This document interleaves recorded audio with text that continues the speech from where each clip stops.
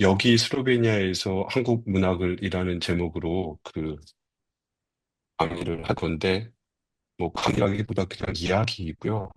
예, 제가 특별한 노하우나 뭐 이런 거를 전달할 수는 없을 것 같고요. 그냥 한국 문학이 맞는 건지, 한국 문학이 맞는 건지 생각해보는 시간을 가져보고 싶습니다. 자, 이게 무슨 말인지 이해를 못 하실 수 있는데, 한국 문학인지, 한국 문학인지, 그것에 대해서 고민해보는 게 제가 요즘 크게 하는 고민 중에 하나입니다.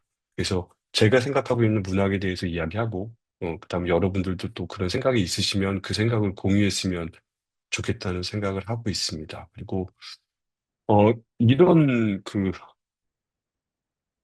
초록이라고 해야 되나요? 이런 내용으로 강의를 하겠다고 했습니다.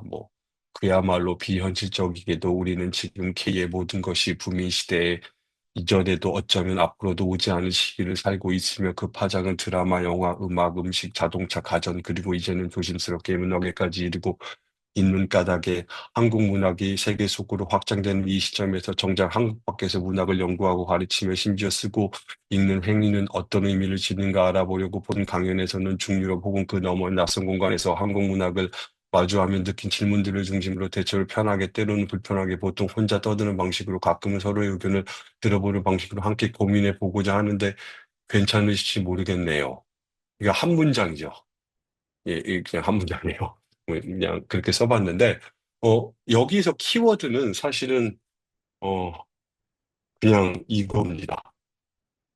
제가 보통 혼자 떠드는 방식으로 이야기할 텐데, 아까 말씀드린 것처럼 여러분들도 어떤 의견이 있으면, 중간중간에 말씀해 주시면 됩니다.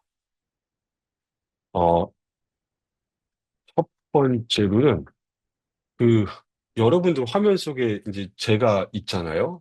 근데 제가 누군지 모르시잖아요. 저 사람 왜 나와가지고 이렇게 떠드느냐. 그리고 또 지금 여기는 또 다른 나라이기 때문에 시차도 납니다. 저는, 제 이름은 뭐 아시는 분들이 있겠지만, 이렇게, 네. 좀 이상한 이름이죠. 이응 받침이 세 개 있는 한국 사람도 읽기 힘들어하고 외국 사람도 읽기 힘들어하는 이름인데, 교수이고요. 소설가이고, 아까 소개시켜 준 것처럼. 그리고 뭐 번역가이기도 하고, 남편이고, 아빠고, 아들이고, 뭐, 그런 사람입니다. 서울과 모스크바에서 문학 공부를 했고, 지금은 루블리아나 대학교, 아까 아시아학과라고 소개시켜 주셨는데, 지금은 한국학과, 뭐, 과장, 뭐, 이런 거고요. 아주 많은 곳에서 한국 문학에 대해서 강의를 했는데, 제가 오늘 강의를 시작하기 전에 한번, 세어봤어요. 제가 얼마나 싸돌아다녔는지.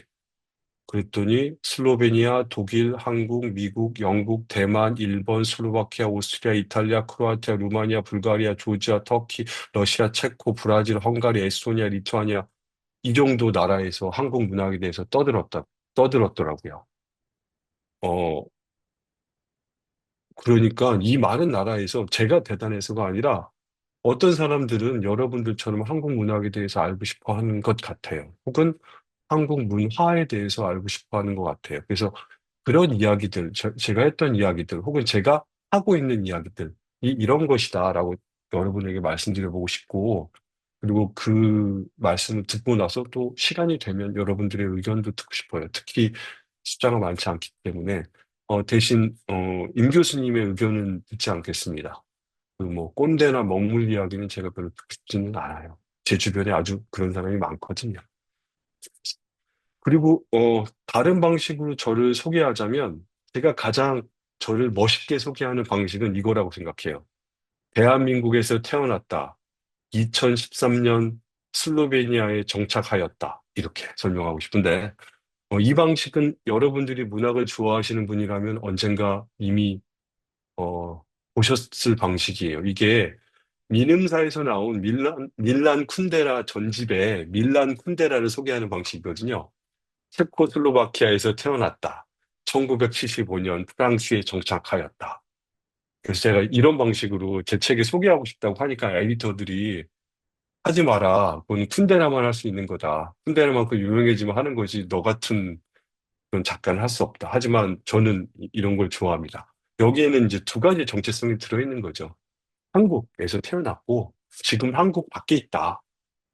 그래서 나는, 문학을 조금 다르게 생각할 수도 있다. 한국 사람들과는. 뭐 이런 것을 보여주고 싶어서 이런 방식을, 좋아하지만, 뭐, 많은 사람들이 인정을 해주지 않습니다. 하지만 오늘 이야기 안에, 이런 저의 의견이, 혹은 저의 접근 방식이, 들어있을 수 있습니다. 어, 이제, 슬로베니아에 제가 있다고 말씀드렸지만, 여러분들 슬로베니아가 어디 있는지 아세요? 예, 대답을 하시기 어려운 상황이죠. 뭐 할 수 있지 않나요? 마이크 키고 그냥 한솔 씨, 이한솔 님은 제가 원래부터 알고 있는 작가인데, 예, 어딘지 아시나요? 대부분 안다고 하지만 잘 몰라요. 예, 예, 마이크를 키셨습니다. 뭐 하실 말씀 있으면 하셔도 됩니다. 안녕하세요. 아니요, 유럽인 것만 압니다. 예, 이렇게 정직하신 분들이 이렇게 계시면 제가 강의를 좀 아름답게 진행할 수 있는데, 특히 교수들, 많이 배운 척하는 분들은 막 되게 아는 척을 하는데 다 틀려요. 하지만 저는 성격이 좋지 않기 때문에 틀린 거를 고칩니다. 슬로베니아는요, 생각보다 지도를 펼치면 무척 왼쪽에 있어요. 이게 무척 서유럽이에요. 그러니까 서유럽이라는 게 완전히 서쪽은 아니고 우리가 생각하는 것보다 동유럽이 아니에요. 이렇게 이렇게 슬로베니아 보이시 가운데 있다면 이 위에 있는 나라는 충격적으로 오스트리아예요. 되게 서유럽이죠. 이쪽에 있는 나라는 헝가리, 그리고 그 밑에 크로아티아, 그리고 이탈리아예요. 그 지도를 펼치면 중유럽에 위치하고 있어요. 우리가 오스트리아를 동유럽이라고 하지 않잖아요. 그런 것처럼 저는 한마디로 여러분과 무척 멀리 있어요, 지금. 그리고 슬로베니아의 인구는 200만밖에 되지 않아요. 200만은 감이 안 잡히시죠? 200만이 우리나라는 워낙 인구가 많으니까 200만은 이 정도의 인구입니다. 미국에 사는 한국 사람 숫자가 200만이에요. 되게 적은 수죠. 그리고 제가 살고 있는 곳은 발음하기 되게 어려운데 류블리아나예요. 그러니까 제가 저를 설명할 때 되게 힘들어요. 류블리아나 대학교의 강병융입니다. 이렇게 설명해야 되니까 모든 발음을 신경 써서 해야 되는데 여기가 수도인데 수도의 인구는 고작 30만 명이에요. 아마도 유럽에서 거의 가장 작은 수도일 텐데 이 중에 4만 명이 학생입니다. 4만 명 조금 더 될 것 같은데 그러니까 류블리아나는 젊고 활기 있는 대학 도시라고 할 수 있어요. 수도임에도 불구하고. 그리고 많은 분들이 제가 예전에 그 모스크바에서 공부했거든요. 그래서 제가 무슨 모스크바 언저리 어디에 살고 있다고 생각들 하시는데 사실 모스크바에서 루블리아나까지는 2188km예요. 걸어서 가면 20하루가 걸려요. 되게 멀어요. 시차도 있고요. 그러니까 생각보다 슬로베니아는 그냥 서유럽의 한 작은 유럽의 국가이다. 그리고 OECD 국가이고 쉥겐 국가예요. 이게 무엇을 의미하냐면 그냥 여기서 잘 먹고 잘 살아요. OECD 국가는 그냥 선진국의 어떤 지표 같은 거잖아요. 심지어 1인당 국민소득도 한국과 별 차이도 없어요.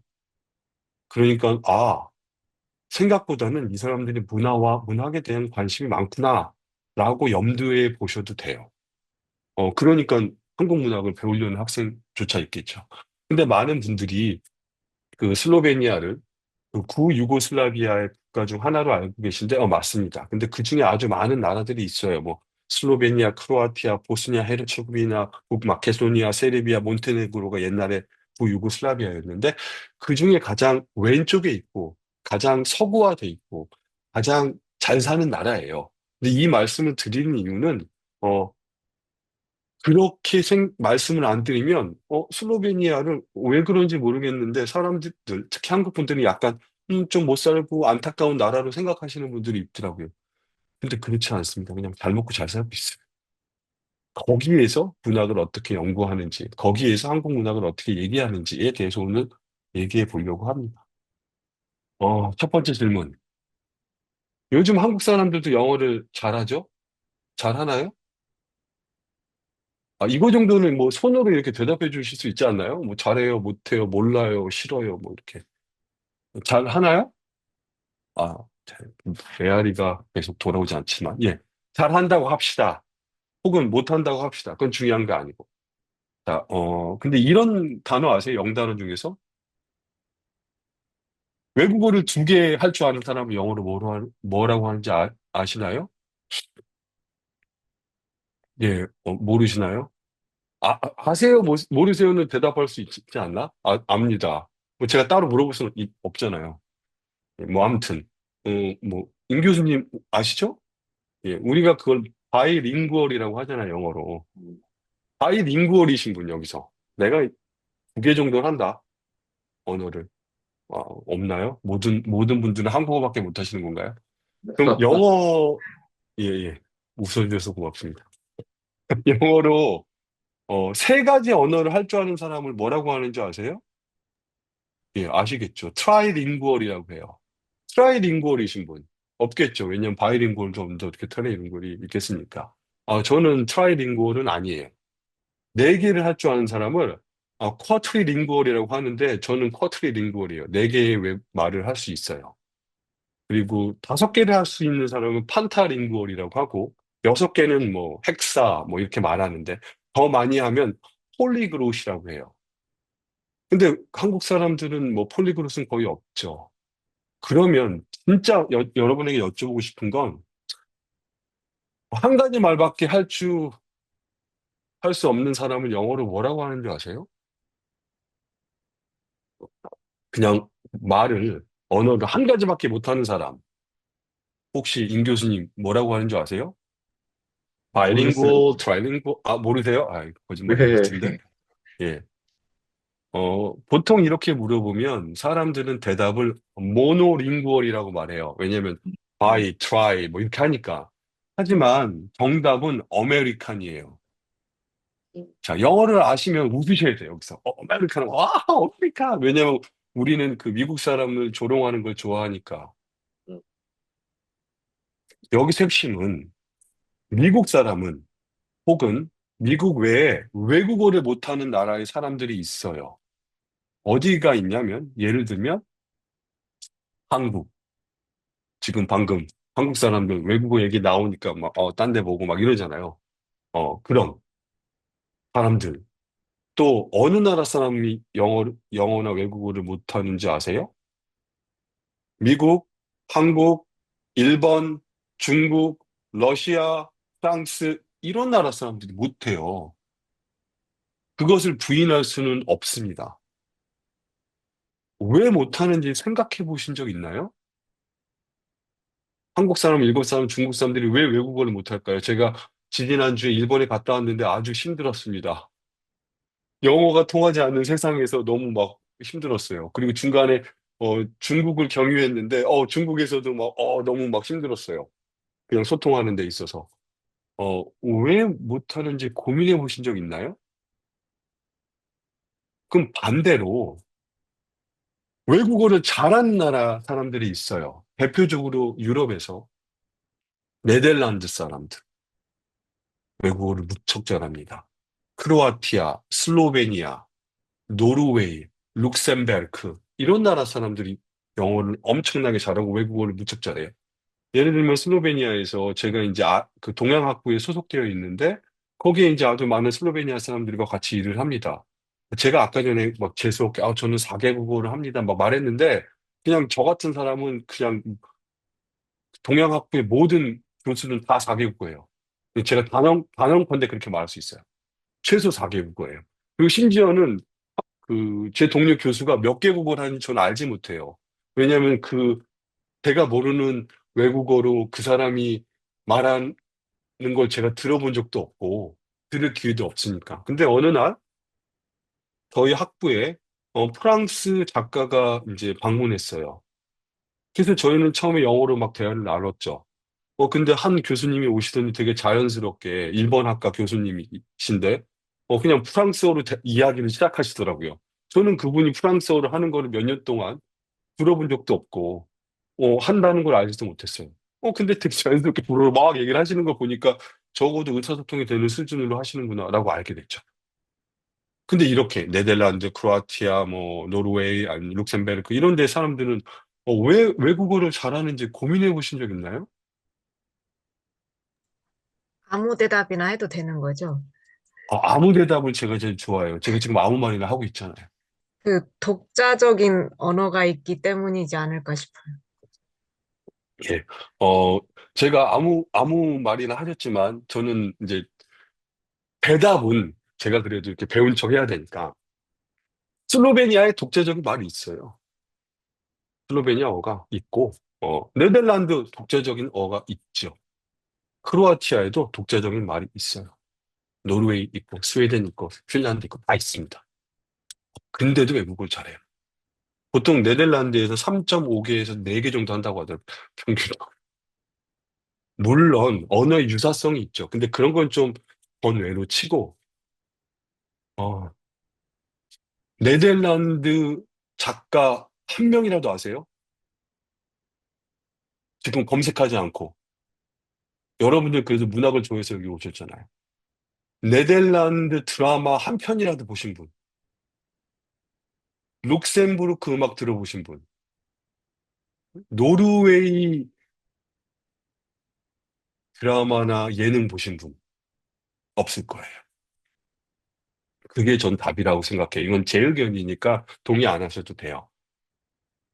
한 나라에서 태어나서 죽을 때까지 자기 나라에서 만든 컨텐츠로 즐겁게 지낼 수 있는 나라 사람은 외국어를 배우지 않아도 된다. 그게 제 가정이에요. 그 가정은 저희 아버지로부터 깨달았어요. 저희 아버지는 나이가 많은 꼰대인데 지금 뭐 거의 80세가 다 되셨는데 아침에 일어나서 텔레비전을 켜고 어, 한국어로 된 뉴스를 들으시죠. 모든 내용은 한국에 관한 것이죠. 특히 한국은 해외 뉴스에 대해 관심이 없죠. 그리고 아침에 예능을 보세요. 물론 한국어로 되어 있고 한국 사람들이 나옵니다.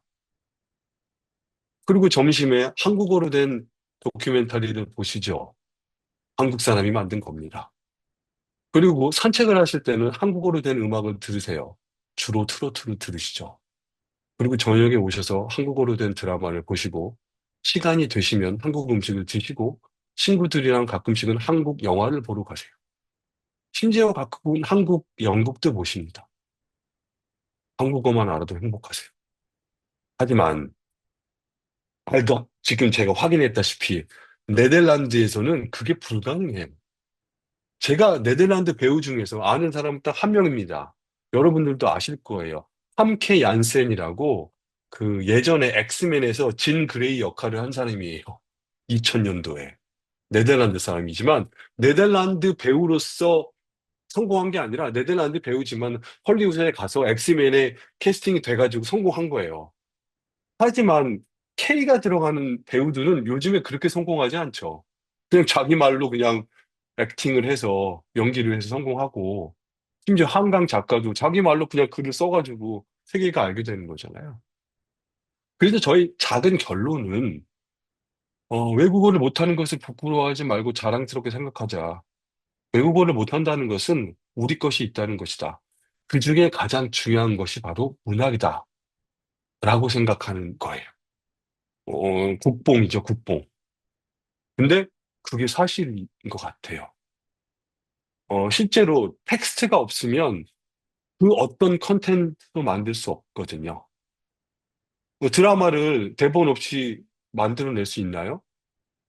영화 못 만들어요. 심지어 웹툰도 줄거리는 예, 텍스트도 써야 되죠. 저는 그 모든 것이 문학이라고 생각하거든요. 그게 맞던 틀리던 그건 중요하지 않고 그게 제 생각이고 오늘 그런 얘기들을 계속 할 겁니다. 그래서 다음 질문은 이런 거예요. 한국 표현 중에서 문학하다라는 말이 있는데 이 말을 문학하는 사람들은 되게 쓰길 좋아해요. 예를 들면 뭐 임 교수님도 쓰실 테고 저도 쓸 거예요. 그리고 여기 계신 분들도 문학에 관련된 일을 하신다면 한두 번씩 쓰실 수 있었을 겁니다. 문학하다는 말은 되게 슬프게도 사전을 뒤져보면 문학 작품을 쓰다가 1번 뜻이에요. 그러니까 문학 작품이니까 작가가 아니면 문학을 할 수 없어요. 왜냐하면 작가가 아닌 사람이 쓴 글은 그냥 글이지 문학 작품이라고 말하기 어려우니까. 그리고 두 번째 뜻은 언어로 표현된 예술 작품의 서지, 내용, 분석, 원리 따위를 연구하는 것. 즉, 문학 작품을 연구하는 것을 또 문학하다라고 말해. 그러니까 저는 완전히 문학하는 사람이죠. 근데 전 이 표현이 너무 싫어요. 문학하다는 표현은 되게 멋있는 것 같은데 이 정의가 너무 싫습니다. 아마도 이렇게 돼야 될 것 같아요. 문학하다는 문학에 관련된 모든 활동은 하는 행위가 문학하다가 되어야 된다. 예를 들면 문학을 쓰는 것, 문학을 읽는 것, 문학을 생각하는 것, 문학을 토론하는 것, 문학을 비판하는 것, 문학을 욕하는 것, 문학 옆에 서 있는 것, 문학 옆에 앉아 있는 것, 모든 것. 그래서 오늘 이 시간, 이제 앞으로 길으면 1시간, 짧으면 30분 정도 있을 텐데 그 시간 동안 여러분들과 함께 이 문학을 하고 싶습니다. 제가 정의한 바대로. 그래서 문학에 대해서 얘기하면 되게 우울해지죠. 왜냐하면 세상 모든 사람들이 문학이 없어진다고 말하고 있으니까. 근데 또 어떤 사람들은, 저 같은 사람들, 혹은 여기 계신 네 분, 혹은 임 교수님은 반대로 문학은 죽으면 안 돼! 라고 생각할 거예요. 왜냐하면 문학이 죽으면 제 밥그릇도 없어지겠죠. 예. 임 선생님 밥그릇도 없어질 확률이 높습니다. 다른 걸 가르쳐 주셔야겠죠. 그리고 뭐, 이한솔 작가도 이제 더 이상 뭐 작품을 쓰는 게 별 의미가 없어지겠죠.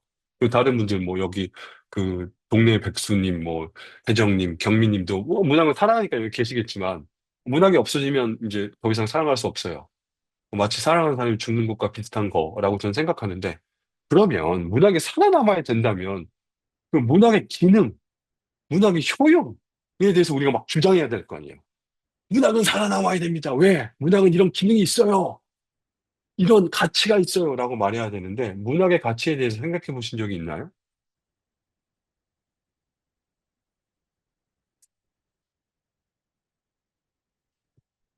예, 뭐, 대답 없는 메아리가 계속 이어지고 있는데, 뭐, 있으시겠죠. 있으시지만, 대답하기 귀찮으신 걸로 제가 알고 있겠는데, 문학은 많은 기능이 없어요. 딱 두 가지 기능밖에 없어요. 제가 그냥 단언컨대 말씀드릴 수 있어요. 쾌락적 기능, 교훈적 기능. 딱 두 개밖에 없어요. 그 쾌락적 기능은 좀 말랑말랑한 말로 달콤함. 그리고 교훈적 기능은 역시 말랑말랑한 말로 유익함. 이 두 가지밖에 없어요. 이건 뭐 제가 막 발견해낸 건 당연히 아니고, 호라티우스라는 사람이 아주 오래전에, 기원전에 이미 말했어요. 그 사람이 쓴 시학이라는 책에서. 그 사람은 고대 로마의 시인인데, 여러분들은 당연히 처음 들어보셨겠죠? 여기다 제가 적어볼게요. 뭐, 들어보셨을 수도 있어요. 근데 못 들어보셨어도 적어도 그 사람이 한 유명한 말 하나 정도는 모두 알고 계세요. 그 말이 바로, 카르페 디엠. 그러니까 오늘을 즐겨라, 오늘을 잡아라. 이 말을 딱 한 사람이에요. 근데 그 사람이 문학의 정의를 일찍이 다, 문학의 기능의 정의에 대해서 이미 다 말했어요. 쾌락적 기능과 교훈적 기능 두 가지밖에 없다. 지금까지 그것을 반박할 수 있는 사람은 저는 없다고 생각해요. 반박하실 수 있나요? 문학에 색다른 기능이 또 있습니다. 거길 벗어날 수 없거든. 좋은 문학이란 건, 쾌락적 기능과 교훈적 기능을 같이 갖고 있는 거겠죠. 쉽게 말하면, 읽을 때 재밌고 읽고 나서 뭔가 배우는 것 같은 문학이라면 좋은 문학이라고 할 수 있어요. 하지만, 쾌락적 기능이 더 많다고 해서 그게 문학이 아니라고 말하기는 어렵겠어요. 적어도 제 생각에. 예를 들면, 포르노그래피, 쾌락적 기능이 더 크겠지만, 뭐 그냥 그래도 즐거울 수 있죠. 심지어 어떤 교훈이 있을 수도 있어요. 저렇게 살면 안 되겠다. 뭐 저런 것도 있구나. 뭐 이런 것들이요. 그리고 교훈적 기능이 더 많은, 가르치려고 하는 기능이 더 많은 작품들도 많이 있죠. 뭐 특히 20세기 초반에 많이 있었죠. 뭐 이렇게 대몽을 하기 위한 것들. 근데 이 두 가지 기능 외에 다른 기능을 찾기가 제 생각에는 불가능하다고 생각해요.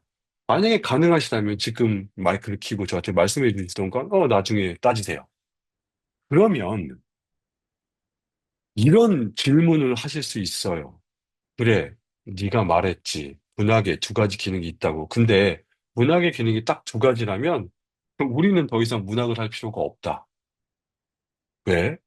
그 기능은 이미 다른 것들이 대체하고 있더라. 다른 것들 무엇? 예를 들면 게임. 자, 많은 분들이 게임을 무시하는데 저는 게임도 문학이라고 생각해요. 게임을 너무 사랑합니다. 게임을 통해서 아주 많이 즐거울 수 있고 아주 많이 배울 수 있어요. 맞죠? 게임을 하면서 외국어를 습득할 수도 있고요. 심지어 아주 많은 게임이 역사에 대해서도 가르쳐 주고요. 또 전쟁, 어떻게 이 총을 쏘는지 배울 수 있어요. 즐겁고 배우고 할 수 있잖아요. 영화, 당연하죠. 영화를 본 후에, 우리가 즐겁지만 보는 동안, 보고 나서 뭔가 많이 배우고 생각할 수 있어요. 제가 지지난주에 그 어쩔 수가 없다를 봤는데, 2번 봤는데, 너무 재밌더라고요. 너무 재밌어서 그 보는 시간이 막 줄어드는 게 막, 끝나면 안 돼. 이런 정도로 재밌었는데, 보고 나서 생각할 거리도 너무 많았어요. 문학이 가지고 있는 두 가지 기능을 대체하는 거죠. 뿐만 아닙니다. 여러분들이 사랑하는 넷플릭스 드라마, 심지어 틱톡, 유튜브, 모든 것들이 쾌락적 기능과 교훈적 기능을 가지고 있어요. 문학이 가지고 있는. 그렇다면 우리들의 진짜 질문은 이거여야 합니다. 그런데 왜 문학을 아직 남겨둬야 되지? 그냥 문학 안 하고 문학의 기능이 두 가지라면 게임하고 영화 많이 보고 드라마 보고 유튜브 보고 틱톡 보고 인스타그램 보면 되잖아요. 근데 왜 아직 문학이 존재하고 있고 앞으로도 존재해야 된다고 저는 주장할 수 있을까요? 각자 생각들이 있으실 거예요.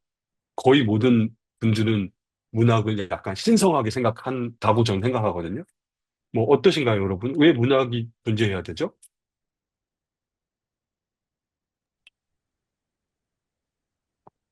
예, 박사님이 이제 마이크 키셨습니다.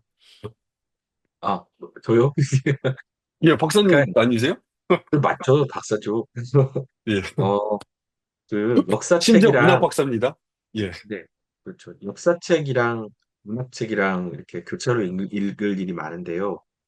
예, 그러니까 이를테면 4.19 때 무슨 일이 있었다라고 하는 걸 좀 큰 틀에서 보는 건 역사가 하고 4.19 때 그 난리통에도 불구하고 나는 어디 가서 맛있는 우동을 먹었는데 먹으면서 맛은 있는데 왠지 저 군중과 어울리지 못하는 게 왠지 좀 미안하기도 하면서 그냥 그래도 집에 가서 잘 잤다라는 식의 그런 뭐랄까요? 되게 미시적이고 대항적인 대안적인 기억은 그 문학만이 그런 기록을 남겨놓더라고요. 그래서 음, 그러니까 이런 작고 파편화되어 있지만 그럼에도 불구하고 분명히 이 세계에 존재했던 그런 기억들, 기록들 그거의 총체가 문학인 것 같아요.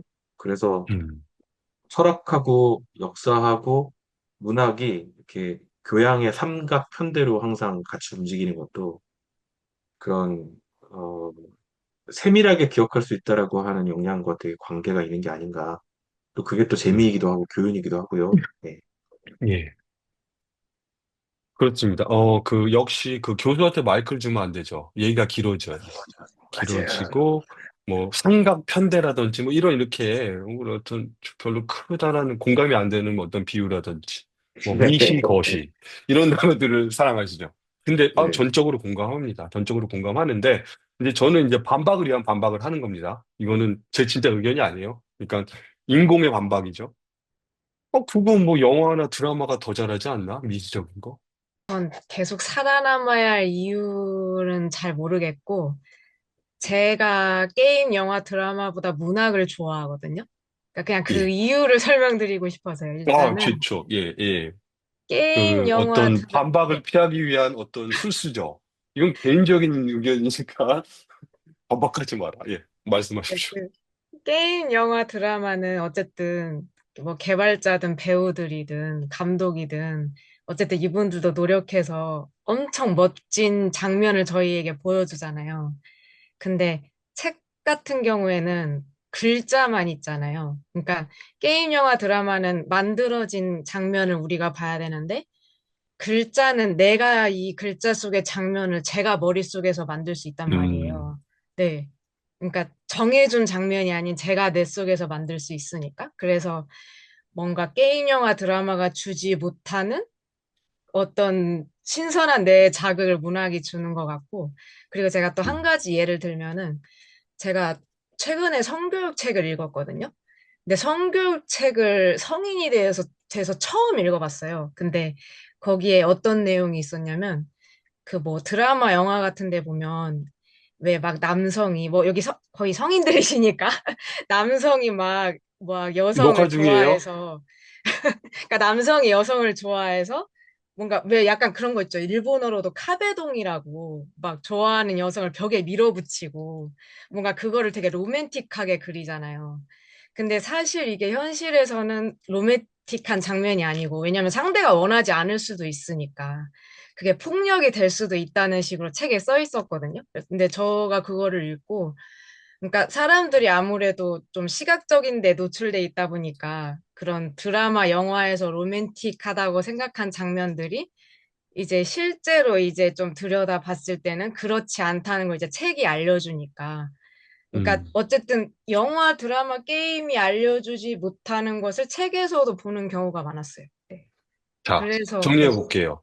네. 첫 번째는 이제 그 쉽게 말하면 저는 이제 선생님이니까 정리하는 걸 좋아합니다. 첫 번째는 상상력이라고 말씀하신 거죠. 예, 그 네네. 지당이 맞는 말씀이시고 두 번째는 예, 그 보여줄 수 있어요. 성교육은 아름다운 그 동영상 컨텐츠가 많고 만들 수 있다고 저는 생각하는데 이것도 뭐 반박을 위한 반박이고 제 의견은 이런 겁니다. 어, 멈추기 위해서 문학이 필요하다. 자, 지금 제가 앞에 언급했던 컨텐츠들은 멈추지 못하게 만들어져 있어요. 그래서 우리가 스킵이라는 게 있고, 빈지라는 게 있잖아요. 그냥 몰아서 막 보는 거. 자, 게임 해보신 분 아시겠지만, 제 아내가 멈추지 않으면 죽는다라고 말하기 전까지 전 멈추지 않아요. 게임을 해보시면 알 거예요. 밥을 먹지 않아도 계속 할 수 있어요. 잠을 24시간 안 자도 할 수 있어요.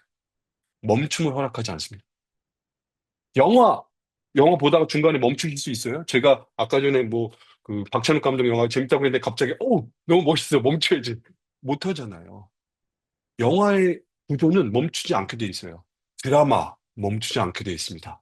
다음 에피소드를 보라고 나오잖아요. 그리고 모든 드라마는 계속 끝까지 보게 되어 있어요. 중간에 멈출 수 없습니다. 재미없어서 그냥 안 볼래 말고 재미있는 것이죠. 하지만 문학은 좀 다릅니다. 제 생각에. 우리가 책을 읽다가 멋진 문장을 만나면 보통은 멈춰서 밑줄을 긋습니다. 근데 드라마를 보다가 멋있는 대사가 나오면 스톱 버튼을 누르고 그거 받아 적는 사람은 없어요. 있다면 이상한 사람이에요. 좋은 사람이고. 멈춰서 생각하는 거죠. 그 문장에 대해서. 이 문장 장난 아닌데? 심지어 어떤 사람은 받아 적어놔. 아니면 아름다운 장면이 있어. 첫사랑의 아름다운 장면이 막 소설에서 나왔어요. 그러면 나도 그때 사랑했었는데 누구를 첫사랑을 뭐 제 경우에는 제 아내입니다. 첫사랑이. 그래서 이게 녹화되고 있으니까 그때 참 좋았었어. 라고 생각해요. 하지만 드라마 속의 첫사랑을 보면 생각하지 않아요. 보통. 그래서 제 생각에는 멈춤을 주는 게 문학이고 사람이라면 멈출 때 생각하기 시작하는 거예요.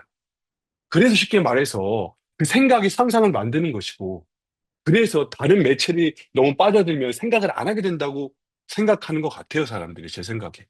문학의 효용은 멈추게 만드는 것이다. 그리고 멈출 때 비로소 우리는 생각하게 되고 생각했을 때 비로소 그 생각의 끝에 여러분이 있는 거예요. 내가, 나는 어땠지? 나는 왜 이 문장을 좋아하는가? 게임이나 영화나 드라마를 보고 저게 나 같아라고 생각할 수도 있지만 대부분의 경우 그렇지 않고 휘발돼요. 왜냐하면 멈춰서 생각하지 않았기 때문에. 그게 제 생각이거든요. 근데 여러분들도 여러분의 생각이 있다면 그 생각을 아까 한솔님이나 아니면 임 선생님처럼 이렇게 만들어서 표현하고 간직하고 정리할 필요가 있다고 생각해요. 한국은 무척 이상한 나라예요. 전 세계적으로. 단편 소설을 엄청나게 많이 써요. 외국에는 단편소설 작가가 거의 존재하지 않아요. 여러분이 아는 외국 작가 중에 단편소설을 많이 쓴 사람이 한 5명 이상 말하실 수 있으면 제가 나중에 나중에 아니라 이 강의 끝나고 제가 제 책 택배로 보내드릴게요. 뭐 별 쓸모 있는 책은 아니지만 그만큼 없어요. 뭐 여러분이 생각해낼 수 있는 거의 없습니다. 작가라는 것은 보통 외국에서는 장편을 쓰는 작가예요. 그래서 심지어 영어로 혹은 다른 외국어로 소설의 대체어는 보통 이거잖아요. 근데 우리나라 말은 소설은 여러 가지가 있어요. 장편 소설과 단편 소설. 외국 말로는 단편 소설은 그냥 숏 스토리예요. 그리고 소설가는 영어로 이렇게 쓰잖아요. 그러니까 긴 소설을 쓰는 사람이 소설가인 거예요, 보통은. 근데 우리나라는 단편 소설이 많습니다. 단편 소설은 줄거리를 담기가 되게 어려워요. 그렇잖아요, 짧으니까. 그래서 엄청나게 많은 이런 것들을 담는 거죠. 의미들, 숨겨진 것들, 독자들, 진짜 읽은 사람들이 볼 수 있는 것들. 이것은 마치 시와 같아요. 그죠? 근데 놀라운 것은 전 세계에서 압도적으로 많은 현역 시인을 가지고 있는 게 우리나라예요. 외국에는 시인들이 살아있지 않습니다. 죽었어요. 우리나라는 무려 4만 명의 현역 시인들이 있어요. 그리고 시집 코너가 따로 있고 3대, 4대 메이저 출판사는 시선집 시리즈를 계속 만들어내요. 막 100권, 200권. 그리고 시인 스타가 존재합니다. 우리 약간 그런 사람들이. 짧고 압축하고 꾸겨 넣어가지고 쫙 보여주고 그 안에서 의미를 찾고 그것에 익숙하고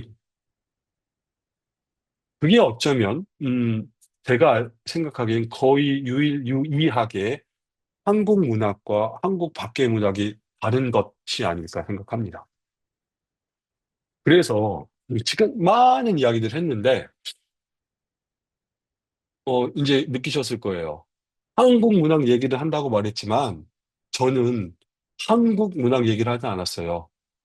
그냥 한국 문학 얘기를 했어요. 그리고 대부분의 이론가들이 대부분이 아니라 모든 제가 언급했던 다 외국 사람이에요. 다 우리가 말하는 서양 사람입니다. 심지어 한국 문학의 특징을 얘기하면서도 야, 서양 이론을 갖다가 막 얘기했어요. 그냥 우리는 다 같은 사람이기 때문이라고. 그걸 바꿔서 얘기할 수도 있겠죠. 한국 문학의 어떤 토대를 기반으로 서양 문학을 설명할 수 있고, 서양 문학을 토대로 한국 문학을 설명할 수 있다고 생각해요. 그게 제가 아까 말한 21개국, 뭐 20개국의 나라에 돌아다니면서 하는 말이에요. 한국 문학을 하지 말고, 한국 문학을 먼저 하자. 즉, 아주 많은 사람들이 한국어를 공부하기 위해서 한국 문학을 읽기 시작하는 경우도 있고요. 혹은 한국어를 몰라서 한국 문학을 연구할 수 없다는 이상한 말을 하기도 합니다. 제가 좀 이상한 말이라고 했죠. 심지어 아주 많은 사람들이 아주 오랜 시간 동안 한강이 노벨 문학상을 받기 전에 우리나라 말은 너무 어려워서 외국어로 번역하기 어려워. 그 깊이를 번역해 줄 사람은 아무도 존재하지 않으니 우리는 노벨 문학상을 받을 수 없으며 노벨 문학상을 받을 수 없다는 것이 우리 문학의 수준을 말하는 건 아니야. 라고 이상한 말을 했지요. 이상한 말이에요. 모든 언어들은 고유의 특성을 가지고 있고 그 고유의 특성은 번역어로 바꾸기 되게 어려워요. 우리나라 말이 대단한 부분이 있지요. 하지만 우리나라 말이 다른 나라의 말에 비해서 표현적으로 부족한 게 너무 많아요. 예를 들면 제가 아는 언어 중에 하나, 러시아 말. 러시아 말 같은 경우는요, 갔다 왔다와 완전히 같다. 그리고 가는 중이다.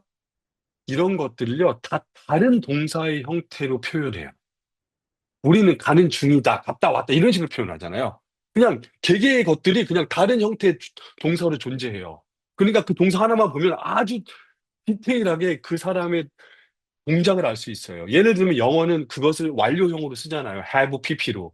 근데 러시아는 그냥 한 동사로 그 동사를 딱 말하는 순간 이 사람이 갔는지 가려고 했는데 가다가 끝까지 못 갔는지 알 수 있어요. 그걸 우리나라 말로 어떻게 정확하게 번역할 수 있죠? 설명하죠. 가는 중이었다. 혹은 부사어를 넣어서 마침내 도착했다. 도착했다는 사실 가다가 아니니까 다른 동사 쓴 거죠. 뭐 그런 식으로 다른 겁니다. 그 언어별로. 예를 들면 슬로베니아어에는 이런 게 있어요. 쌍수라는. 쌍수가 뭐냐면 우리는 단수가 있고 복수가 있잖아요. 심지어 우리나라와는 복수는 거의 쓰지 않아요. 그냥 사람이 많다라고 해도 되잖아요. 사람들이 많다 꼭 이렇게 할 필요 없잖아요. 그렇죠? 복수는 안 써요. 아주 많은 경우에. 나 여자들을 많이 만났어라고 말해도 되고 그냥 여자를 많이 만났어라고 말해도 되잖아요. 별로 의미가 없어요. 들이라는 것이. 단수는 그냥 단수고. 근데 영어는 좀 의미가 있죠. 왜냐하면 그 단수에 s를 붙임으로써 동사들이 바뀌니까. 그죠? 예를 들어 3인칭 단수 현재와 3인칭 복수 현재는 동사가 달라지잖아요. 그죠? 의미가 있습니다. 근데 슬로베니아는 말씀드린 것처럼 쌍수가 있어요. 이 말은 무엇이냐면 내가 하나일 때, 영어로 치면 I일 때와 영어로 치면 we일 때가 있고 우리 둘이일 때 다른 대명사가 있어요. 그리고 이 다른 이 둘이일 때 대명사에 따라서 동사를 다르게 변화시켜줘야 됩니다. 그리고 이 둘이 남자 남자인지 여자 여자인지 남자 여자인지에 따라서 이 대명사의 형태가 달라지고 대명사의 형태가 달라지니까 당연히 반영어의 형태가 달라지고 동사의 형태가 달라져요. 즉 슬로베니아 말로 한 단어로 남자와 여자 둘이 가고 있어라는 걸 표현할 수 있어요. 근데 한국말은 못하잖아요. 그럼 다시 번역이 아니라 설명을 해야 되잖아요. 이렇듯 슬로베니아뿐만 아니라 심지어 영어, 심지어 러시아, 한국어 다 각기 다른 특성을 가지고 있어요. 예를 들면 인도네시아 말은 시제가 없어요. 그냥 항상 나는 먹었다예요. 거기다가 어제를 붙이면 과거가 되고 내일을 붙이면 미래가 되는 거예요. 다 오늘 특성이 다른데 꼭 언어 때문에, 번역 때문에 어, 뭐 노벨 문학상을 받고 못 받고는 아닌 것 같거든요. 그렇다면 한국 문학이 아니라 한국 문학을 공부해야 되고 우리는 그것을 더 큰 틀에서 이해하려고 해야 된다라고 저는 얘기하고 있고 한국 분들도 그랬으면 좋겠어요. 어떤 문학을 사랑한다면 문학을 먼저 사랑하고 그 어떤에 해당하는 것을 사랑하면 된다라고 생각해요. 여러분 생각은 어떠신지 모르겠습니다. 이야기를 할 텐데 이 이야기에 이건 제가 만든 이야기가 아니에요. 네, 귀찮으시겠지만 여기에 나오는 등장인물 5명이 있는데 이 5명이 누가 가장 나쁜지 순서를 매기세요. 알았죠? 이거 제가 만든 이야기가 아니니까 오해하지 마시고요. 자, 그 등장인물은 제가 여기다 써드릴게요. 자, 보이시죠? 알렉스, 제인, 브루노, 제임스, 델라 이렇게 5명의 등장인물이 있습니다. 그 옆에 이런 것도 써드릴게요. 자, 나이입니다. 17세, 17세, 47, 17, 37 이렇게 나이예요. 자, 이야기 시작하겠습니다. 옛날에 알렉스와 제인이 살았어요. 그 사람은 서로 사랑했습니다. 좋은 남자친구, 여자친구였어요. 알렉스는 영 앤 리치예요. 그 배경을 설명하지 않겠지만 아주 부자입니다. 그리고 젊고 잘생겼어요. 그래서 알렉스는 제인과 오랜 시간을 같이 보내고 싶었어요. 뭐, 오랜 시간을 같이 보내기 위해서 알렉스는 특별한 이벤트를 준비했습니다. 오랜 시간을 같이 보낸다는 얘기는 지금 제가 말하는 것이 녹음되고 있기 때문에 조심스럽지만 뭐 나쁜 말은 아니니까 제가 말씀드리겠습니다. 알렉스는 제인을 사랑하기 때문에 알렉스는 제인과 섹스하고 싶었어요. 자고 싶었어요. 근데 그냥 제인한테 가서 나 너 사랑해 그래서 자고 싶어 라고 말할 수는 없었고 알렉스는 어떤 이벤트를 만들었어요. 그 이벤트는 이런 겁니다. 섬을 하나 빌렸습니다. 부자니까. 그리고 섬 가운데에 어떤 오두막이 있어요. 아름다운 오두막입니다. 여러분이 상상할 수 있는 가장 아름다운 오두막. 그리고 그 오두막 안에 침대가 있고, 침대 주변에는 뭐 아름다운 뭐 장미 있고, 뭐 숯불 이런 것들 막 이쁘게 해놓고, 이 섬에 들어가는 길에 아름다운 꽃들, 나무들 막 장식해놓고. 그리고 섬까지 가기 위해서 배가 필요하대요, 섬이니까. 근데 알렉스는 17살이니까 배를 살 수는 있지만 배를 조종할 수는 없어요. 그래서 뱃사람을 고용해야 했어요. 그 뱃사람이 누굴까요? 브루노. 네. 그래서 알렉스는 섬을 빌리고 그 안에 오두막을 아름답게 꾸미고 그리고 배를 사거나 빌리고 뱃사람 브루노를 고용했어요. 모든 것을 다 준비해놓고 제인에게 물어봤어요. 제인, 내가 너 사랑하는 거 알지? 그랬더니, 제인, 나도 사랑해. 얘기하고. 아, 내가 그래서 너를 위해서 특별한 이벤트를 만들었는데, 아름다운 섬에 우리만의 공간을 만들었고, 그리고 거기까지 안전하게 갈 수 있게, 경험이 있는 뱃사람, 선장을 고용했어. 그리고 너만 좋다고 말하면, 우리 거기 같이 그 섬에 가서 며칠 지내다가 오자. 라고 했어요. 근데 제이는 알렉스를 너무 사랑하니까 제이도 너무너무 같이 가고 싶었죠. 근데 승낙을 하기 전에 제이는 착한 티네이저니까 엄마에게 물어봤어요. 엄마. 엄마 이름은 델라입니다. 엄마한테 물어봤어요. 엄마. 알렉스 알죠? 알렉스 잘생기고 돈도 많고 부자인 알렉스 나의 남자친구요. 그럼 알지. 왜? 알렉스가 나랑 같이 여행 가고 싶대요. 그래서 모든 걸 다 준비했대요. 엄마는 어떻게 생각해요? 그랬더니 엄마가 좀 고민하더니, 여기 혹시 엄마가 계신가요? 아, 여기는 엄마는 없나요? 아빠만 있나요? 아빠 한 명 있나요? 음, 엄마가 이렇게 말해서 스텔라가, 그래. 우리 사랑 한번 가야지. 그래서 걔는 너무 기뻤어요. 난 승낙해줬구나. 그랬는데, 델라가 이렇게 말했어. 가야지. 나랑 같이. 나도 같이. 충격적인 거죠. 둘만 갈 줄 알았는데, 엄마가 따라가게 된 거예요.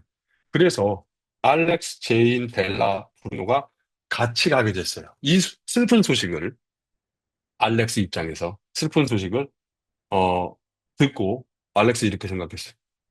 그래, 제인이 그래도 같이 가졌고 벨라도 어머니니까 그 마음은 이해하는데 같이 가는 건 썩 마음에 내키지는 않고 그래도 이미 다 사놨고 간다고 말했으니까 같이 가야지 라고 해서 그래 같이 가자고 결심을 하고 출발 직전에 그래 가도 어차피 제인과 사랑을 나누지 못한다면 가서 즐겁게 놀자 술도 마시고 얘기도 더 많이 하고 게임도 하고 그러려면 사람이 더 필요하지 않을까? 그래서 베스트 프렌드인 제임스에게 전화를 합니다. 야, 제임스, 2차 저차에서 저차 2차 한대. 너 시간 있냐? 나 시간 많아. 그럼 우리 같이 가서 술도 먹고 게임도 하고 같이 놀래? 그럼 더 재밌지 않을까? 단둘이 계속 있기에는 엄마 때문에 좀 어색하기도 할 것 같고. 그랬더니 제임스 흔쾌히 오케이, 같이 가자. 그래서 이렇게 5명이 같이 섬으로 떠났어. 섬으로 떠났는데 가던 도중에 슬프게도 배가 조난 배가 망가졌어. 그래서 도착하기 전 두 섬에 이 5명이 나눠서 표류하게 됐고 떨어지게 됐어요. 섬 이쪽 섬에는 브루노, 벨라, 제인이 있게 됐고 이쪽 섬에는 알렉스와 제임스가 있게 됐습니다. 근데 이 두 섬과의 거리는 멀지 않아요. 서로 얼굴을 볼 수 있어요. 그리고 소리를 지르면 대화를 할 수 있어. 그리고 이렇게 하면 하트를 볼 수 있어. 그러니까 맨날 알렉스와 제이는 소통할 수 있어요. 자기야, 아침에 일어났어? 일어났어. 사랑해, 나도 사랑해. 밥은 먹었어? 먹었어. 이렇게 얘기를 해요. 수영해서 건너갈 수 있는 거리예요. 근데 할 수 없어. 건너갈 수 없어. 이게 있어서. 이게 뭔지 아시겠죠? 상호가 있었어. 그래서 이렇게 매일매일 소통을 했어요. 하지만 시간이 계속 흐르니까 소통하기도 힘들죠. 근데 이렇게 두 사람이 젊은 남녀가 소통하는 동안 브루노 아저씨는 숲속에서 나무를 베서 뗏목을 만들었어요. 배를. 그리고 그 배는 무명이 탈 수 있는 배. 그리고 어느 날 밤, 브루노 아저씨가 슬픈 제인에게 갔어요. 제인, 너 참 슬퍼 보이는구나. 그랬더니, 저 많이 슬퍼요. 왜 슬프니? 그랬더니, 내 남자친구를 너무 만나고 싶은데 못 만나요. 왜 못 만나? 여기를 건너갈 수 있을 것 같은데 배만 있으면 배가 없고 수영해서 가기엔 너무 무서워요. 그리고 알렉스가 수영해서 오라고 하기에도 너무 위험한 것 같아요. 그래? 그럴 줄 알고 내가 배를 만들었지. 따단. 배를 딱 보여주세요. 이 배는 2인승이야. 그래서 너와 내가 저기 갈 수 있지. 그리고 넌 내리고 난 돌아오면 돼. 어때? 괜찮겠어? 그랬더니 제인이 너무 괜찮아요. 좋아요. 고마워요, 아저씨. 그랬어요. 하지만 브루노가 이렇게 말했죠. 세상에 공짜는 없지. 대가를 치러야지. 우리는 바쁘다 바쁘 현대사회에 살고 있잖아. 현대사회는 자본주의 사회란다. 공짜는 존재할 수 없어. 야, 난 널 데려다 줄 텐데 넌 나한테 뭘 해줄 수 있니? 제인은 해줄 수 있는 게 거의 없죠. 그래서 좀 슬퍼했더니 브루노가 네가 해줄 수 있는 게 하나 있긴 있을 텐데 점점점 하면서 제인을 위아래로 훑어봤어요. 그리고 브루노 아저씨는 제인한테 하룻밤만 네가 나와 있어주면 내가 약속대로 저기다 데려다 줄게. 그리고 널 내려주고 난 돌아올 거야. 괜찮겠니? 제인은 고민했죠. 하지만 사랑을 위해서, 알렉스를 위해서, 알렉스를 만나기 위해서 결심했어요. 그리고 하룻밤을 보내고. 하룻밤을 보냈다면 정말 그냥 보낸 게 아니고 그냥 섹스를 하고. 그리고 배를 타고 저축 섬에 가서 약속대로 제인을 내려주고 브루노는 돌아왔어요. 그리고 영화처럼 바닷가에 제인이 도착하고 알렉스가 저 멀리서 봤죠. 그리고 둘이 서로 눈이 마주친 거죠. 알렉스, 제인, 그리고 막 뛰어가는 거죠. 근데 상상하시면 돼요. 뱃사장에서 막 두 젊고 아름다운 여인이 막, 알렉스, 제인, 막 딱 둘이 허그를 합니다. 그리고 막 빙빙빙 돌면서, 너무 사랑해, 보고 싶었어. 막 이런저런 얘기를 하고, 그리고 나서 알렉스가 물어봐요, 제인한테. 그건 그렇고, 근데 너 여기 어떻게 왔어? 그랬더니 제인이, 착한 제인이, 솔직한 제인이 솔직하게 말했어요. 사실은 널 만나기 위해서, 우리의 사랑을 위해서 내가 지난 밤에 무엇을 하였고, 그래서 여기 올 수 있게 되었단다.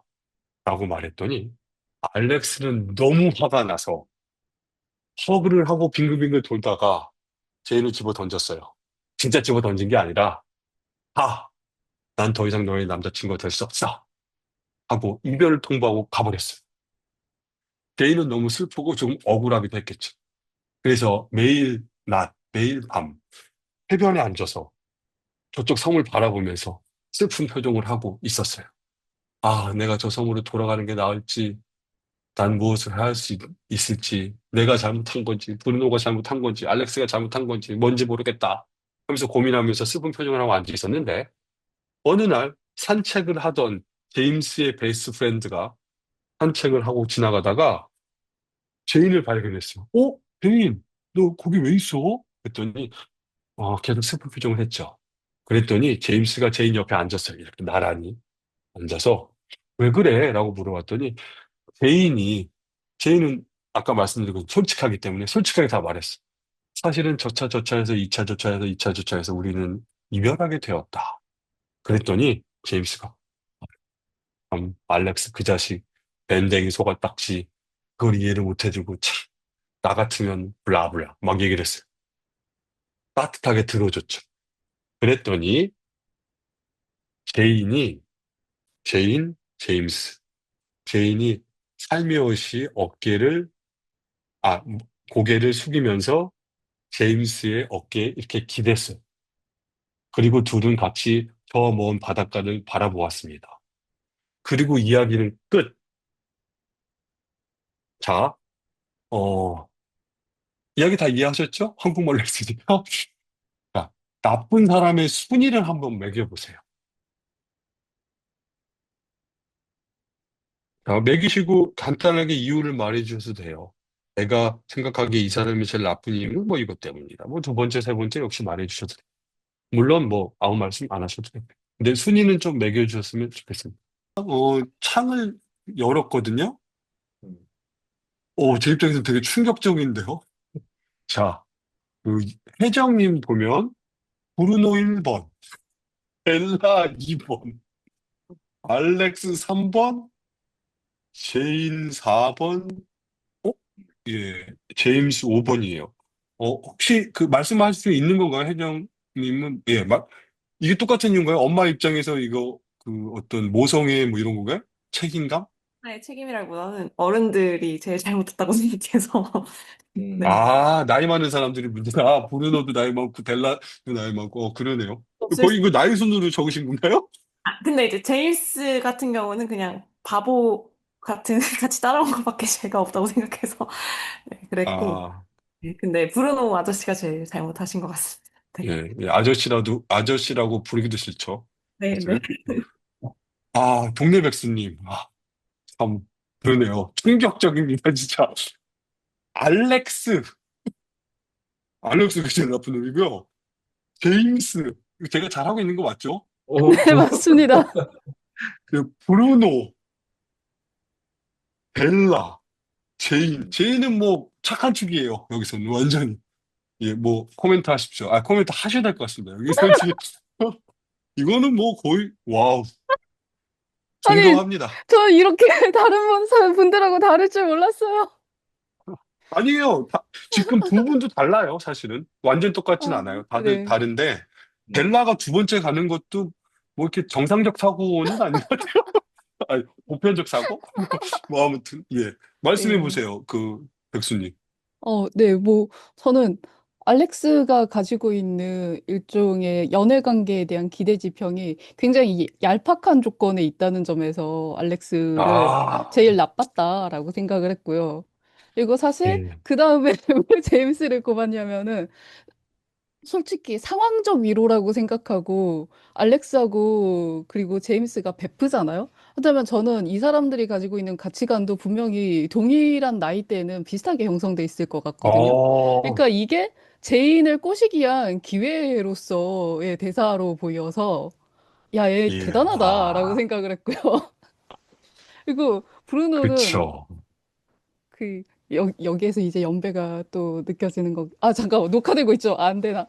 예, 그래도 말하겠습니다. 저는 솔직히 말하면은 이게 브루노가 사실은 굉장히 그냥 자본주의 사회에서의 전형적인 자기 욕망에 충실한 인간이라고 생각하지. 그렇다고 뭔가 어, 사실은 계약 관계로 이루어져 있는 방식의 수행성을 발휘했을 뿐이지 뭐가 문제가 된다고 생각하진 않아요. 만약에 이게 미성년자라서 법적으로 저촉되는 게 아니라 그냥 상호 간의 계약이라고 한다면은 그냥 자기 욕망이 충실한 방식으로 이루어졌을 거라고 생각하지만 그렇지만 네. 나쁜 그래도 세 놈이죠. 번째에 뒀다. 그리고 오케이, 알겠습니다. 네네. 그리고 계속 해보세요. 예. 네. 그리고 델라는 이렇게 처음에 가지고 있었던 딸을 계속해서 끝까지 보면서 뭔가 예의주시할 것 같은 사람이 나중에 가면은 순식간에 존재감이 없어지는 걸로 봐서는 이거는 어떻게 된 일일까 이런 생각이 들어서 그랬고 저는 제인이야말로 이 나이대에 가지고 있는 굉장히 맹목적인 방식의 사랑을 보여주는 게 아닌가라는 생각이 들어서 제인을 아, 마지막에 뒀습니다. 뭐 문학평론가세요? 아니요, 그렇진 않고요. 예, 뭐 그 언저리에 계시죠? 그런 것 같은데. 예, 알겠습니다. 아주 재밌는. 그 다음에 지금 바깥에서 떨고 계신 경민님, 브루노. 다음 하여튼 여러분들 제임스, 예, 알렉스, 제인, 맞죠? 델라. 예, 그 자식이 없으시죠, 경민님? 네, 아직 예, 미혼입니다. 그렇죠. 예, 예, 뭐 코멘트 해보십시오. 뭐 안 하셔도 어, 되고요. 저는 근데 브루노가 좀, 근데 왜 나쁜 놈이에요? 어, 그러니까 아무리 아, 저는 생각해도, 이제 동네 백수님이랑 같은 배를 타려고요. 녹화도 되고 있고 하니까. 아무리 생각해도 예, 왜 나빠요, 브루노가? 용납이 안 돼가지고, 되게 아니, 47 먹은 뭐가 용납이 안 아저씨가, 된다는 거죠? 아, 이건 반박이란 반박입니다. 뭐가 용납이 안 되는지 좀 이해가 안 되는 게, 네. 강제적으로 한 것도 아니고, 거짓말을 한 것도 그, 아니고, 어찌됐건, 이 좀 상황이 몰려 있는 거잖아요, 제이는. 예, 근데 그 상황을 틈타서, 이렇게 자신의 욕망을 채우려는 그 모습이 좋게 보이진 않았고요. 그다음에, 예, 그렇지. 네. 좀 순위를 제임스는 그냥, 바꾸고 싶은데, 못 바꿔요. 아니, 아, 알겠습니다. 제임스는 아니, 바뀔 수 있어요. 방금 홍현영 선생님 말씀 들어보니까 델라도 상당히 처음에 같이 간다 해놓고 왜 나중 가서는 무책임하게 이렇게 혼자 있는 건지 이해가 안 돼서 아, 델라를 그렇죠. 처음에는 마지막으로 놨지만 델라도 좀 예. 괘씸한 게 있는 것 같고 그럼 누구랑 바꾸실 건데요? 누가 그럼 더 착해지는 건가요? 아 델라를 2번으로 올리고 나머지를 다 한 연락 단계씩 없이 내리고 이번이 되는 싶습니다. 거예요? 충격적이네요. 예. 역시 설득이라는 건 되게 중요합니다. 대화, 토론, 이렇게 바뀌는군요. 델라가 어른의 역할을 못했기 때문에 갑자기 2번. 브루노는, 그러니까 네 어떤, 어른도 있지만 예. 이제 그 엄마로서의 뭐 좀 역할을 하고자 본인이 자처한 것인데 거기서 갑자기 이렇게 좀 방조하거나 제인을 그냥 혼자 냅둔다는 거는 사실 이해가 안 되는 것 같아서 다시 생각해 보니까 근데, 이건 이제 네, 반박을 위한 반박입니다. 아빠든 엄마든 그 자식의 모든 그런 섹스 및 어떤 사생활을 다 끼어들어가지고 시시콜콜이 확인하기에는 쉽지는 않을 수도 있지 않을까요? 네 그렇지만 지금 섬에 3명밖에 없는 상황이잖아요. 그러면은 섬이라는 또 그런 게 있으니까. 네 알겠습니다. 그런 데서 동의합니다. 마음이 좀 쓰였습니다. 예. 자, 나머지는 그럼 사실 나머지는 뭐 사실은 뭐 네 좀 그렇죠? 예. 사실 비등비등한 비등비등한 적당히 그냥, 관계인데 네 예. 저도 제임스가 알렉스랑 친하고 상황도 다 알 텐데 거기서 이렇게 툭 끼어들어가지고 그러는 것이 곱게 보이지는 않아서 예. 이렇게 순위를 매겨봤습니다. 약간 배신자 느낌을 느끼셨나 보죠? 이게 약간 동네 어, 백수님이 제임스를 싫어하는 것과 경민님이 제임스를 싫어하는 게 좀 다른 것 같은데 제가 이해를 잘 하고 있나요? 제가 제임스라면은 어깨를 조심하세요. 뺐, 녹화되고 있어요. 네, 어깨를 뺐을 것 같습니다. 어깨를 뺐다. 네, 아, 뭐 하는 아. 거냐 이러면서. 알겠습니다. 우리가 이게 조금 달라요. 지금 결이. 자, 마지막으로 한솔님은 역시 브루노가 제일 나쁘고, 그 다음, 지조의 남자라고. 예, 여기도 또 델라가 2번이네요. 알렉스 3번, 제인이 4번, 제임스 5번. 예, 코멘트 해보세요, 한솔 씨. 뭐, 하시고 싶으시 저 혜정님이랑 똑같은 것 같거든요.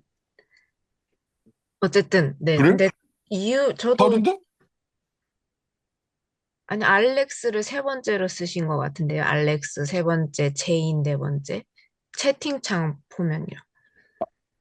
아니, 그냥 저기 써 있는 게 똑같은 거니까 결국은 똑같은 건 맞는데, 이제 완전히 똑같지 않다는 거죠. 제 말씀 아, 아닌가요? 그죠? 아니, 그 어떤 것들은 당연히 똑같습니다. 브루노가 전반적으로 나쁜 놈이라는 건 똑같고, 거기서 이제 동네 백수님이 심하게 지금 노출되신 건데, 그건 좋은 겁니다. 예. 전반적으로 혜정님이랑 비슷하긴 하네요. 한솔님. 그죠? 두 네. 개만 다른 거죠? 예, 설명해 주세요. 아니, 저는 어쨌든, 뗏못을, 어쨌든 처음부터 일부러 2인실로 만든 건 아닐까? 거래를 위해서. 그러니까 처음부터 나쁜 마음을 가지고 더 크게 만들 수도 있었는데. 그리고 일단 제 기준에서는 일단 성인이 미성년자랑 성적으로 거래를 시도했다는 자체가 저한테는 가장 나쁘다고 생각하고요. 물론 예, 강압적이지 않고 상대방이 승낙했을 경우에 하려고 했지만 일단 그 제안을 한 자체가 전 제일 그게 나쁘다 생각하고, 델라도 저도 이제 다른 분들이랑 비슷한 이유인데, 처음에 들어간 이후로 델라에 대한 언급이 전혀 없었거든요. 대체, 그러니까 얘는 제인의 엄마인데 대체 뭘 했나? 네. 그래서 어쨌든 델라가 그래서 제일 나쁘다고 생각하고, 그리고 사실 아, 잠깐만요. 네. 잠깐만요. 존재감이 없다고 나쁜 사람은 아니잖아요. 그러니까 제 말은, 그러니까, 아니, 지금 제가 설명을 정확히 못했는데, 어쨌든, 뭐, 제인을, 당연히 엄마니까 제인을 뭔가 같이 있어야 된다고 생각하는데, 계속 뭔가 제인이 지금 어떻게 하고 있는지도 전혀 모르고 있고, 그리고 음. 아까도 얘기하셨지만, 세 명밖에 없는 상황인 거잖아요. 네. 그래서 그게 인간적으로는 이해가 안 되는 거고요. 네. 그래서 2위를 드렸고, 사실, 알렉스를 3위를 줬는데, 근데 전 알렉스가 나쁘다고 생각하지는 않고, 3위를 준 이유는 일단 이 모든 것의 원인을 제공했고, 얘가 섬을 빌리면서 생긴 일이니까. 그리고, 잠깐만요. 네. 혜정님 엄청나게 이렇게 막 공감하시는데 모든 일의 원인은 사랑이에요. 알렉스가 아니라. 근데 네, 제가 한 말이 어쨌든, 이렇게 네, 들으세요. 이 장소를 제공한 원인이잖아요. 그죠? 그리고 알렉스가 나쁘다기보단 저는 좀 멍청했다? 왜냐면 아, 제인이 알렉스를 사랑하기 때문에 브루노랑 잤잖아요. 그 정도로 알렉스를 사랑하면 알렉스는 굳이 섬을 빌리지 않고 제인한테 자자라고 했으면 됐을 것 같거든요. 그러니까 굳이 음. 이런 장소를 빌리지 않고 그냥 제인한테 진심으로 내가 이러이러해서 너랑 자고 싶다라고 고백하는 게 더 빨랐을 거다라는 생각이고. 그리고 저도 제인도 그냥 약간 너무 약간 푼수? 너무 솔직하고. 그러니까 착한데 너무 솔직하고. 그리고 어쨌든 제인은 의도한 건 아니지만 알렉스에게 상처를 줬잖아요. 그래서 그 다음 순위를 매겼고, 제임스가 저는 유일하게 아무에게도 상처를 주지 않은 친구가 가자고 해서 어떤 받고. 분들은 제임스가 진짜 나쁜 놈이라고 뭐 그냥 뭐 하신 분들도 계시던데 여기 네, 보니까. 근데 제인이 어쨌든 위로를 바랬으니까 나중에 둘이 뭔가 열린 결말로 끝나긴 했는데 둘이 어쩌고저쩌고 한 사이가 됐는지는 모르겠는데 어쨌든 제인이 먼저 다가왔고 제임스는 그냥 위로를 전 해줬다고 생각을 하거든요. 그러니까 어쨌든 제 입장에서 제임스는 아무에게도 상처를 주지 않았어요. 그래서 5위로 매겼어요. 음. 그 참 의미 있는 말이네요. 아무에게도 상처를 주지 않았다. 예. 아무튼 이것도 반박으로 한 반박인데요.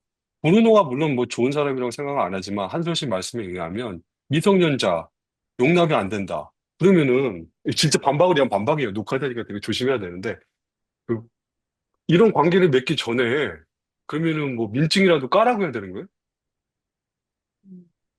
아니면 느낌으로 알아야 되나? 아니면 물어봐야 되나? 미성년자 사용? 이렇게?